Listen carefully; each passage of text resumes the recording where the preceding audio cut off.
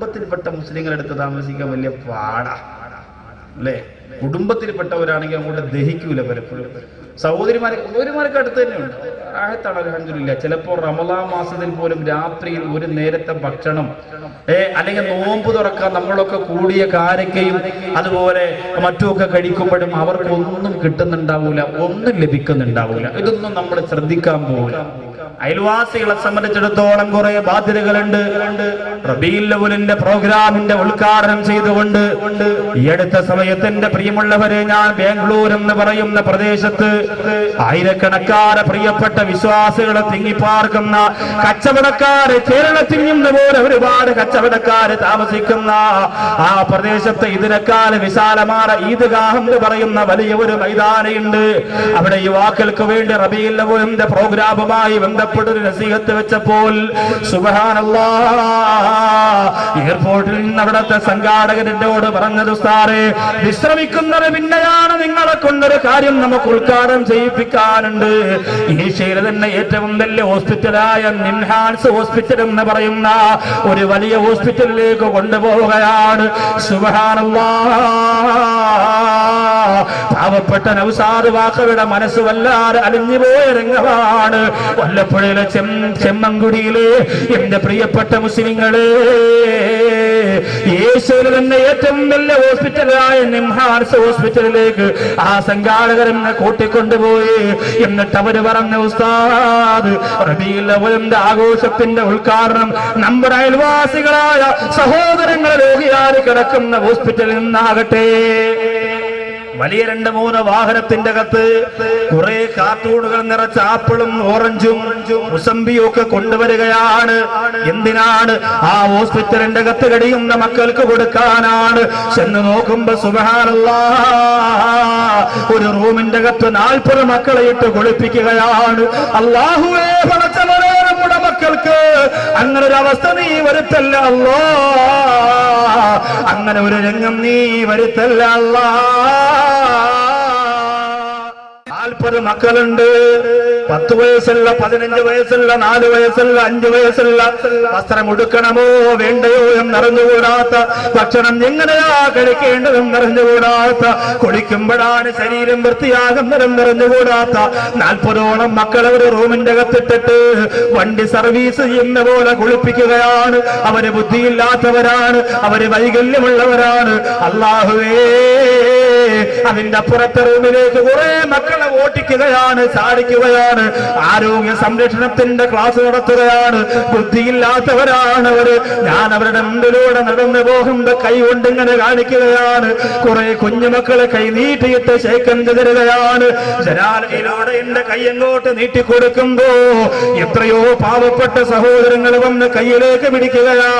അല്ലാഹുവേ, മൂക്കുകട്ട ഇങ്ങനെ മൂക്കിലൂടെ ഒലിച്ചുകൊണ്ടിരിക്കുകയാ. അതുപോലെ ശരീരം ഇങ്ങനെ പൊട്ടി ചീന്തലം ഒഴുകിക്കൊണ്ടിരിക്കുകയാ. കൊണ്ടുവന്ന കാട്ടൂരിനകത്ത് ഫ്രൂട്ട്സ് ഇരിക്കുന്ന കണ്ടപ്പോ ആ മക്കൾ ഇങ്ങനെ കൈകാലിട്ടടിക്കുകയാണ്. ടീച്ചർമാര് കൈയിലിരിക്കുന്ന ചൂരലുകൊണ്ട് മാറ്റി നിർത്തുന്നു. ഒരു പ്രിയപ്പെട്ട സഹോദരൻ ഓടി വരികയാ. അതിൽ നിന്നൊരു ഓറഞ്ച് എടുത്ത് പെട്ടെന്ന് കഴിക്കുകയാ. തൊലി പോലും ഉരിഞ്ഞ് കളയുന്നില്ല. തൊലിയോടുകൂടി ഓറഞ്ച് കഴിക്കുന്ന കണ്ടപ്പോ സഹിക്കാൻ കഴിയുന്നില്ല. പ്രിയപ്പെട്ടവരെ, ആരോഗ്യമുള്ള ചുറുചുറുക്കുള്ള ഒരു ചെറുപ്പക്കാർ ആ പ്രിയപ്പെട്ട മക്കളുടെ മുന്നിലേക്ക് കടന്നു ചെന്നിട്ട് ആ ഓറഞ്ചിന്റെ തൊലി കളഞ്ഞിട്ട് അതിന്റെ ഇതളുകൊണ്ട് വാക്യകത്തേക്ക് വെച്ചു കൊടുക്കുകയാണ്. ഓറഞ്ചിന്റെ തൊലിയോടുകൂടി ഒരു ഓറഞ്ച് പെട്ടെന്ന് 2 കടിക്ക് ഒരു ഓറഞ്ചൊക്കെ വിടുങ്ങാണ് 5 വയസ്സുള്ള കുട്ടി. അത്രയ്ക്ക് എങ്ങനെ കഴിക്കണമെന്ന് അവർക്കറിയില്ല. നമുക്ക് അല്ലാഹു മക്കളെ തന്നിട്ടുണ്ടല്ലോ പ്രിയപ്പെട്ടവരെ. രാത്രി പോയി ഉറങ്ങുന്നതിന് മുമ്പ് ആ മക്കളുടെ കവളത്തേക്ക് മുത്തം കൊടുക്കാതെ നമുക്ക് ഉറങ്ങാൻ പറ്റും? ആ മക്കളെ കിടന്നിറങ്ങുമ്പോൾ തല വീർക്കുന്നുണ്ടോ എന്ന് നോക്കി ഒരു തോർത്ത് കൊണ്ട്, ഒരു ഷാള് കൊണ്ട് തുടച്ചു കൊടുത്തിട്ടല്ലേ നമ്മൾ കിടക്കുക. ആ പ്രിയപ്പെട്ട സംഘാടകർ പറയുന്നു, ഉസ്താദേ, ഈ റബീഉൽ അവ്വലിന്റെ ആഘോഷം നമ്മൾ ഉദ്ഘാടനം ചെയ്യുന്നത് നമ്മുടെ അയൽവാസികളായ ഈ ഹോസ്പിറ്റലിലെ അന്തേവാസികൾക്ക് ഭക്ഷണം കൊടുത്തുകൊണ്ടാണ്. അങ്ങനെയുള്ള യുവ സുഹൃത്തുക്കളെ കണ്ടപ്പോൾ തോറ്റുപോയി എന്റെ പ്രിയമുള്ളവരെ. ആ സമയം മുതൽ ക്ഷീണം മറന്ന് ആ സമയം മുതൽ വാതു പറയാൻ ബുദ്ധിച്ചുപോയി. അത്രയ്ക്ക് ആഗ്രഹം വന്നു പോയി. എത്ര മക്കളാണെന്നറിയോ? ഒന്നും അറിയില്ല അവർക്ക്. ഏഷ്യയിലെ തന്നെ ഏറ്റവും വലിയ ഹോസ്പിറ്റലാണ്. അല്ലാഹു സുബ്ഹാനഹു വ തആല അവിടുത്തെ ആ പാവപ്പെട്ട മക്കൾക്ക് അല്ലാഹു ആഫിയത്ത് കൊടുക്കട്ടെ, അല്ലാഹു ശാരീരിക സുഖം കൊടുക്കുമാറാകട്ടെ, അല്ലാഹു വിഷമങ്ങളൊക്കെ മാറ്റി കൊടുക്കുമാറാകട്ടെ. നമ്മുടെ മക്കളെ മാരക രോഗത്തോട് അല്ലാഹു കാത്തുരക്ഷിക്കുമാറാകട്ടെ. കൊടുക്കാൻ സാധിക്കണം നമ്മുടെ അയൽവാസികൾക്ക് എന്തെങ്കിലും. തിരുവനന്തപുരം കഴിഞ്ഞ വെള്ളിയാഴ്ച പള്ളിയിൽ വന്നു 2 കാലുമില്ലാത്ത ഒരു പെൺകുട്ടിയുടെ നിക്കാഹിന് വേണ്ടി ഫോട്ടോ കൊണ്ടുവന്ന് കാണിച്ചപ്പോൾ തകർന്നു പോയി. അഡ്രസ്സൊക്കെ തന്നു, ഫോൺ വിളിച്ച് അവിടുത്തെ പ്രസിഡന്റിനെ കൊണ്ട് അന്വേഷിപ്പിച്ചു നോക്കിയപ്പോൾ അൽഹംദുലില്ലാഹ് വളരെ കറക്റ്റാണ്, സംഭവമൊക്കെ ശരിയാണ്, അടുത്ത മാസം നിക്കാഹ് നടക്കാൻ പോവാണ്. 2 കാലുമില്ല. തമിഴ്നാട്ടിൽ നിന്നൊരു സഹോദരന് ജീവിതം കൊടുക്കാൻ തീരുമാനിച്ചു. പക്ഷേ ഒരു നാണയത്തൊട്ട് പോലും ഉമ്മാടെ കയ്യിലെടുക്കാനില്ല. പള്ളിയുടെ മുമ്പ് വളരെ കാര്യമായിട്ട് തന്നെ പള്ളിയിൽ പറഞ്ഞു. അൽഹംദുലില്ലാഹ് ആ ഉമ്മ കരഞ്ഞുകൊണ്ട് പറഞ്ഞു, സാറേ ഒരിക്കലും മറക്കൂല, നിങ്ങൾ ഒരു വാക്ക് ഒരു പക്ഷേ പറഞ്ഞു, അതുകൊണ്ട് കിട്ടിയത് വലിയ സൗഭാഗ്യമാണെന്ന് പറഞ്ഞ് ഒരു കവർ നിറച്ച് പൈസയും കൊണ്ട് പള്ളിയുടെ മുമ്പിൽ നിന്ന് കണ്ണീരോടെ ഇറങ്ങിപ്പോകുമ്പോൾ അയൽവാസികളായ നമുക്ക് നമ്മുടെ അയൽവാസികളോട് ചില ബാധ്യതകളുണ്ട്. കല്യാണത്തിന്റെ അന്നങ്ങോട്ട് ചെന്നിട്ട് 50 രൂപ ഒരു വലിയ പേപ്പറിൽ അങ്ങോട്ട് പൊതിഞ്ഞ് ബിസ്മില്ലാ എന്നും പറഞ്ഞു കൊടുത്ത് 500 രൂപയ്ക്ക് തിന്ന് കയറ്റിയിട്ട് വന്നാൽ പോരാ. അയൽവാസ ബന്ധത്തെക്കുറിച്ച് നമ്മൾ അറിയണം, അതിന്റെ വലിപ്പത്തെക്കുറിച്ച് നമുക്ക് മനസ്സിലാക്കാൻ സാധിക്കണം. എന്തെങ്കിലും ഒരു വിഷമമുണ്ടായാൽ, എന്തെങ്കിലും ഒരു പ്രശ്നമുണ്ടായാൽ അവൾ അനുഭവിക്കണം, അവൾക്കത് വേണം. അന്ന് ഞാനൊരു പ്രതിസന്ധി ഘട്ടത്തിൽ ചെന്നിട്ട് ഒരു CD വെച്ചപ്പോ തരാത്തോളാ എന്ന് പറഞ്ഞിട്ട് വീട്ടിന്റെ അകത്തിരുന്ന് അയൽവാസികൾക്ക് വേണ്ടി ശപിച്ചാ പോരാ. അള്ളാന്റെ റസൂല് പറയുകയാണ്, ഞാൻ മരണപ്പെട്ടു പോയാൽ എന്റെ സ്വത്ത് മക്കൾക്ക് കൊടുക്കാൻ അള്ളാഹു പറയുന്ന പോലെ അയൽവാസികൾക്കും കൊടുക്കാൻ പറയുമോ എന്ന് പേടിച്ചു തരത്തിൽ അയൽവാസ ബന്ധത്തെ കുറിച്ച് അല്ലാഹു എന്നോട് പറഞ്ഞു എന്ന് നബിയുനാ മുഹമ്മദ് മുസ്തഫ.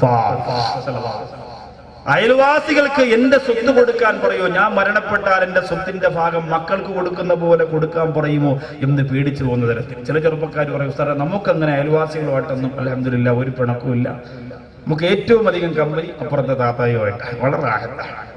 മിസ്കോൾ അടിയുണ്ട്, മെസ്സേജ് അയപ്പുണ്ട്, ഭയങ്കര സ്നേഹമാണ്. നബിദിനം വായിക്കഴിഞ്ഞാൽ ആദ്യം താത്താടെ മൊബൈലിൽ ചെല്ലുന്നത് എന്റെ മെസ്സേജാണ്.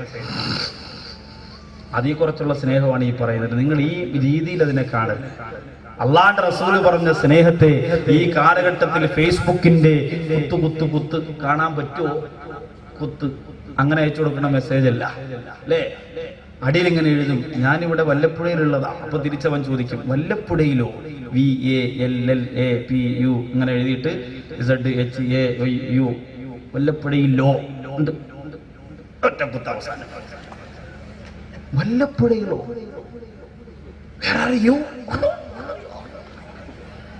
അവിടെ നിങ്ങോട്ട് ഒരു ദിവസം ഇവൻ അങ്ങോട്ട് ഒന്നും മെസ്സേജ് അയച്ചില്ലെങ്കിൽ തിരിച്ചവിടെ ഇങ്ങോട്ട് ഐ മിസ് യുടാ. ആ 1000 നീട്ടം കണ്ടാണ്ടല്ല അവൻ അന്ന് മുതൽ പിന്നെ കമ്പ്യൂട്ടറിന് മുമ്പിൽ നിന്ന് എഴുന്നേക്കൂല.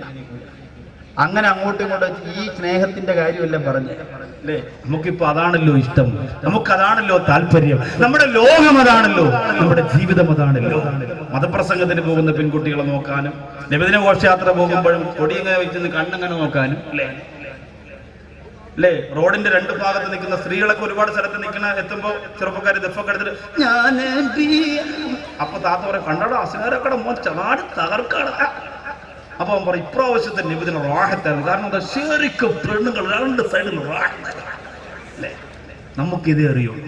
ഇതിനപ്പുറത്തേക്ക് റബീഉൽ അവ്വലിന്റെ ഓരോ ചുവട് മുമ്പോട്ട് വെക്കുമ്പോഴും എന്റെ 3 മക്കളെയും നബിദിന ഘോഷയാത്രയ്ക്ക് ഞാൻ കൊണ്ടുപോയി. എന്റെ നാട്ടിൽ കൊണ്ടുപോയിട്ട് അവരോടൊപ്പം അവരുടെ കൂടെ കുറെ ദൂരം നടന്നു, അവരുടെ കൂടെ മിഠായി കടിച്ചു, അവരുടെ കൂടെ സ്വലാത്ത് ചൊല്ലി. അതിലൊരു ആനന്ദം കണ്ടെത്തണം. അല്ലാതെ ജനങ്ങൾ കാണുന്നുണ്ട് അവരുടെ പിന്തുണ, അവരുടെ കയ്യടി, അവരുടെ സർട്ടിഫിക്കറ്റ്, അത് നമുക്ക് ആവശ്യമില്ല. നമ്മുടെ മക്കൾക്ക് ഒരു സന്തോഷം. നമ്മുടെ പുന്നാര നബിതങ്ങൾ പിറന്ന ദിവസം, തലേ ദിവസം നമ്മുടെ കുഞ്ഞു മക്കൾക്ക് എന്തൊരു ആനന്ദമാണ്. നാളെ നബിദിനമാണ്. നമ്മുടെ മക്കൾ പറയുമ്പോ തന്നെ അല്ലേ, എത്ര പ്രാവശ്യം പറയുന്നത് രാവിലെ വിളിക്കണം. ഇപ്പൊ ഉസ്താദ് പറഞ്ഞ രാവിലെ ചെല്ലാനാ ആ ഒരു ആവേശം. അത് നമ്മൾ നഷ്ടപ്പെടുത്തരുത്. നമ്മളതിനെ വേറെ ദുനിയാവിന്റെ റൂട്ടിലേക്ക് നമ്മളതിനെ തിരിച്ചുവിടരുത്.